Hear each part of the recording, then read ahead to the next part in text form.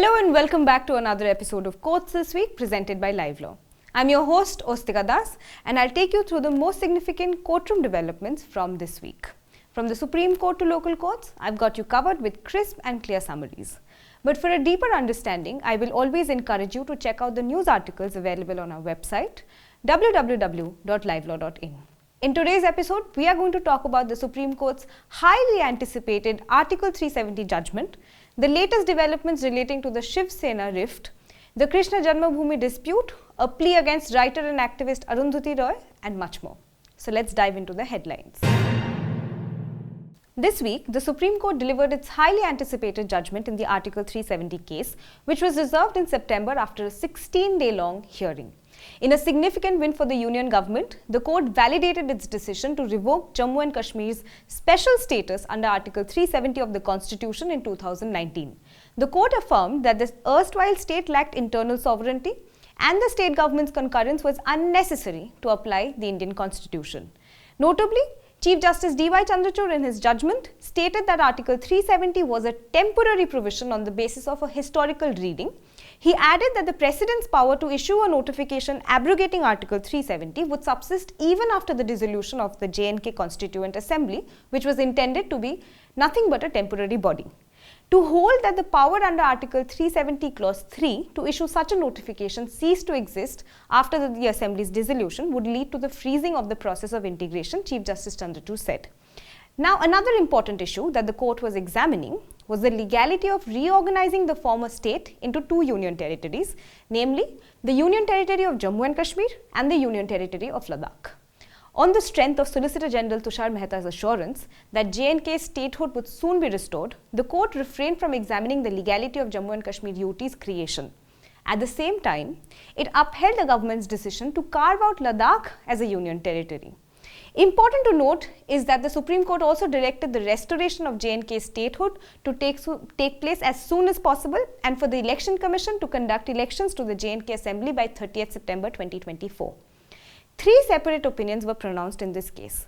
The lead judgment was by Chief Justice Chandrachud speaking for himself and Justices Gawai and Suryakant. The second was a concurring opinion authored by Justice Sanjay Kishan Kaul. Justice Sanjeev Khanna in a separate opinion concurred with both judgments. Two highlights of the concurring opinions are first, Justice Kaul's recommendation to set up an impartial Truth and Reconciliation Committee to investigate and report on the violations of human rights both by the state and non-state actors since 1980s and suggest measures for reconciliation in a time-bound manner. And second, Justice Khanna sounding a word of caution regarding the conversion of a state into a union territory, which among other things deprives the citizens of the state of an elected state government and impinges on federalism. In other words, Justice Khanna said that the conversion or creation of a union territory from a state has to be justified by giving very strong and cogent grounds and must be in strict compliance with Article 3 of the Constitution of India. You may find some aspects of this judgment confusing, but for a comprehensive understanding, you can always read our articles breaking down the Article 370 judgment on our website www.livelaw.in. In another important development, a 7-judge Supreme Court bench has ruled that arbitration clauses in unstamped or inadequately stamped agreements are enforceable. In overruling a previous judgment, the court clarified that insufficiency of stamping renders the agreement inadmissible in evidence but does not make it void or unenforceable, citing the curability of this defect under the Indian Stamp Act. The bench, led by Chief Justice D.Y. Chandrachud, set aside the top court's decision from earlier this year in NN Global, in which by a 3:2 majority, it had deemed unstamped arbitration agreements unenforceable. Notably, the court's judgment in SMSTS states has also been overruled. The lead judgment in this case has been authored by Chief Justice D.Y. Chandrachud, who stressed that minimizing the court's supervisory role in arbitration contracts is the goal of the Arbitration and Conciliation Act. Obligating the court to decide stamping issues under sections 8 and 11 of the Act would contradict this legislative purpose. In other words, objections to stamping do not fall under these sections and the court must assess the prima facie existence of an arbitration agreement. The Chief Justice wrote the opinion on behalf of himself as well as Justices Sanjay Kishan Kaul, B.R. Gawai, Suryakant, J.B. Pardiwala and Manoj Mishra. Justice Sanjeev Khanna wrote a concurring opinion providing additional justifications for the final conclusion. As you know, a number of states led by opposition parties including Kerala, Punjab, Tamil Nadu, Telangana and West Bengal have accused their respective governors of causing unwarranted delays in approving crucial bills passed by the state assemblies in what is being described as an overreach of gubernatorial power. These state governments have also approached the Supreme Court, which has sharply criticized the governors for this delay. Last month, a bench led by Chief Justice Chandrachud directed Punjab Governor Banwarilal Purohit to decide on the 4 bills that have been submitted for his assent, emphasizing that a governor is not authorized to withhold approval of bills even if there are questions about the validity of the assembly session. The top court had also questioned the prolonged delay by Tamil Nadu Governor Arundhati Roy in deciding on bills submitted for assent since January 2020. This week, the court once again called for cooperation between the state government and Raj Bhavan in Tamil Nadu, urging the Chief Minister and the Governor to have an open dialogue to resolve the deadlock over the passing of the bills.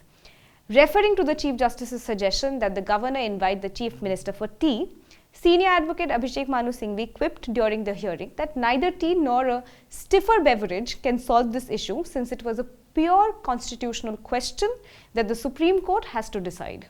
In response, Chief Justice Chandrachud said that the court will take the appropriate call, but in the meantime, the 2 constitutional functionaries should meet and try to resolve the dispute.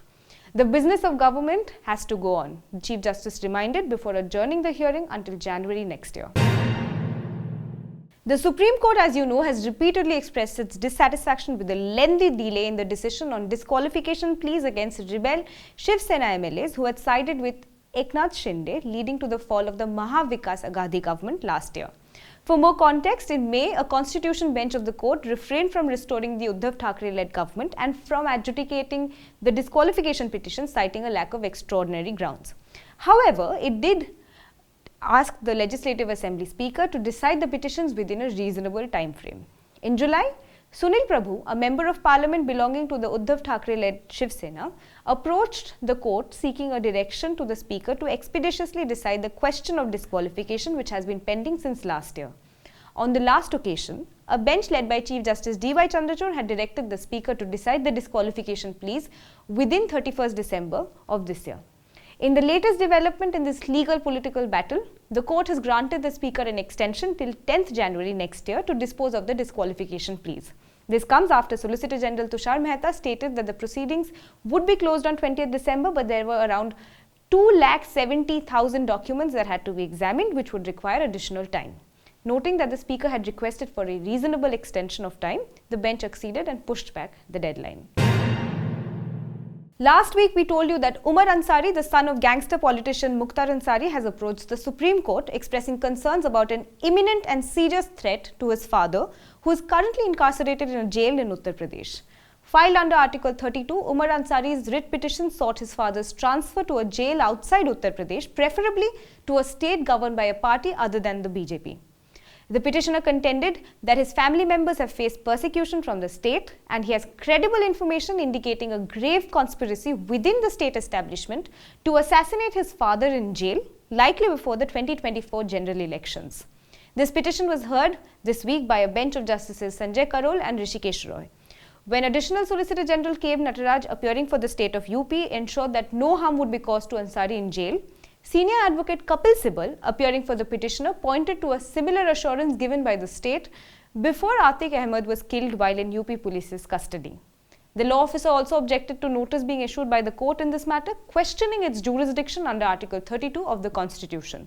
In response, the bench said, "We are quite reluctant to exercise our jurisdiction under Article 32, but it is a question of liberty in terms of life and death. The co-accused have died one after another. You must ensure that no harm will come to him. Then we will not issue notice." After recording the AHD's statement that adequate measures will be adopted to ensure that no harm is caused to Mukhtar Ansari and granting him more time to seek instructions on the plea for the transfer of the accused to a jail outside Uttar Pradesh, the court adjourned the hearing. In the ongoing case of an alleged murder-for-hire plot targeting Khalistani separatist Gurpatwant Singh Pannun, a habeas corpus petition has been filed in the Supreme Court on behalf of Nikhil Gupta, an Indian national accused by the United States of conspiring to assassinate Pannun. Gupta has sought the court's intervention regarding his detention in the Czech Republic, alleging it to be illegal and also claiming several human rights violations. The Supreme Court, although initially disinclined to hear the petition, agreed to post it on 4th January next year. The plea primarily seeks proper consular assistance from the Indian Embassy in the Czech Republic and help from the Home and External Affairs Ministries. Although during the brief hearing this week, Justice Sanjeev Khanna, who was presiding over the matter, said that this was an extremely sensitive matter and it was for the ministries to decide their involvement and the extent thereof. The habeas corpus petition filed by a family member as the next friend of the detainee alleges irregularities in Gupta's arrest, fundamental rights violations during his solitary confinement, and challenges the US's extradition efforts. His family has sought the Supreme Court's urgent intervention, citing threats to his life. In a unique request, a prayer has also been made for the appointment of legal counsel in both the Czech Republic and the United States, with a specific plea for an Indian advocate to represent Gupta, citing language barriers. This is a developing story and we will be back with more updates. Trinamool Congress leader Mahua Moitra has approached the Supreme Court challenging her recent expulsion from the Lok Sabha over cash for query allegations. For more context, BJP MP Nishikant Dubey accused Moitra in October of accepting money and favours for posing questions in Parliament. The former MP representing the Krishnanagar Lok Sabha constituency in West Bengal has denied these allegations, but after an inquiry, the Ethics Committee of the Parliament has found her guilty of sharing her Lok Sabha portal login credentials with businessman Darshan Hiranandani, who allegedly used this access to submit questions to Parliament on her behalf, giving her cash and gifts in exchange. Accordingly, the committee recommended her expulsion for unethical conduct and a motion was moved and passed to that effect on 8th December. Moitra's writ petition challenges her removal over allegations of unethical conduct and, among other things, emphasizes the lack of an opportunity to defend herself during the discussion in the lower house of the Parliament on the ethics panel's report.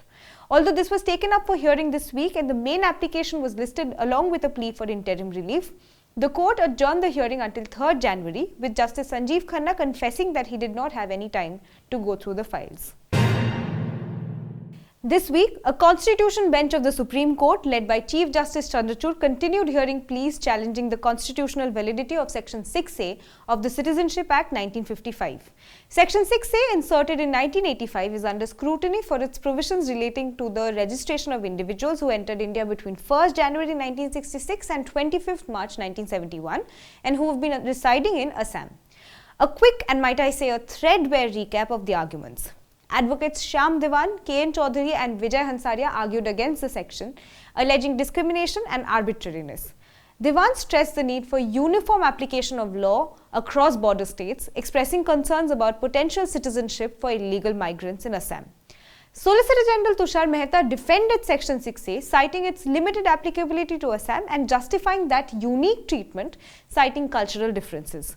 Senior advocates Kapil Sibal and Indira Jaising also argued in favour of the section's constitutionality, and in fact so did senior advocates Sanjay Hegde and C.U. Singh and advocate Shadan Farasat, representing interveners. Last week, the court had instructed the union government to provide data on illegal migrant inflow to Assam and northeastern states after March 25, 1971. It sought details on steps taken to address illegal immigration, including border fencing progress and estimated timelines. It has also asked the union government to furnish official data on how many people have benefited from Section 6A of the Act. This week, after the oral submissions were concluded, the Constitution Bench reserved its verdict. Notably, in accordance with the court's instruction, the centre has submitted an affidavit detailing illegal immigrants and those granted citizenship under Section 6A. The affidavit acknowledges challenges in accurate data collection due to clandestine entries. It also outlines administrative steps to address illegal immigration. For detailed reports on each day of the hearing, please visit our website www.livelaw.in. On his last working day, Supreme Court Judge Justice Sanjay Kishan Kaul stressed the need for the judges to exhibit boldness since they have constitutional protection. He said, and I quote, "If with the constitutional protection that we have, we are not able to exhibit this, we cannot expect other parts of the administration to do so." Justice Kaul, the second senior-most judge on the Supreme Court bench, made these remarks at a full court reference held to bid farewell to him. At the event, he received accolades from several senior and junior lawyers alike. Justice Kaul is set to retire on 25th December, but as the Supreme Court closed for winter recess, this Friday was his last working day. Bidding farewell to the court, Justice Kaul said in parting, I'm going out as a satisfied man. I have a bucket list to complete. Spending time with my grandchildren is one. I've tried to do my best. This week, the Calcutta High Court heard a petition concerning statements by acclaimed Booker Prize-winning author Arundhati Roy to Doha-based news channel Al Jazeera. The petitioner has claimed that in an interview, Roy referred to India becoming a fascist Hindu enterprise. The petition emphasizes the author's significant following and asserts that India, which is known for its secularism, was wrongly labelled a Hindu fascist enterprise. The petitioner has argued that the government holds a mandate from the people and has criticized Al Jazeera as a mouthpiece for Osama bin Laden's Al-Qaeda. During this week's hearing, a division bench of the Calcutta High Court noted the ineffective service of the plea on the respondents, including X, which was formerly known as Twitter, and directed listing after proper service on the concerned parties. In more news from High Courts, the Delhi High Court has dismissed a divorce plea filed by former Jammu and Kashmir Chief Minister Omar Abdullah seeking divorce from his estranged wife Payal Abdullah. The couple, married in September 1994, has been living separately since 2009, with Omar asserting that the marriage has irretrievably broken down. He cited cruelty and desertion as grounds for divorce. However, the family court had previously denied the divorce, stating insufficient proof of the alleged grounds. The court had also directed Omar Abdullah to provide interim maintenance to his wife and contribute Rs 60,000 per month for the education of their 2 adult sons. Despite being of legal age, the sons were granted maintenance, a decision which has been contested by Omar Abdullah. This week, a division bench comprising Justice Sanjeev Sachdeva and Justice Vikas Mahajan upheld the family court's decision, rejecting Omar Abdullah's petition and denying the divorce he requested. In a recent update from the Allahabad High Court regarding the Krishna Janmabhoomi Shahi Idgah Mosque dispute in Mathura, a single-judge bench of Justice Mayank Kumar Jain has allowed a plea seeking the appointment of a court commissioner for the mosque's inspection. The application was filed by the deity Bhagwan Shri Krishna Virajman and 7 others as part of an ongoing original suit being heard by the High Court. For more context, the lawsuit contends that Hindu god Krishna's birthplace is beneath the mosque and has claimed that there are numerous indicators which establish the mosque's provenance as a Hindu temple. Given these assertions, the appointment of a commission was deemed crucial, the applicants have stated. But this is not all. This order was flagged on the very next day in the Supreme Court, which is currently hearing pleas challenging the Allahabad High Court's decision to transfer to itself a clutch of suits over the land dispute. Fervent appeals by the petitioner to stay this order or substantively intervene could not convince the top court. However, it categorically said that the plea was listed for a hearing on 9th January and asked the petitioner's lawyer to bring this to the notice of the High Court.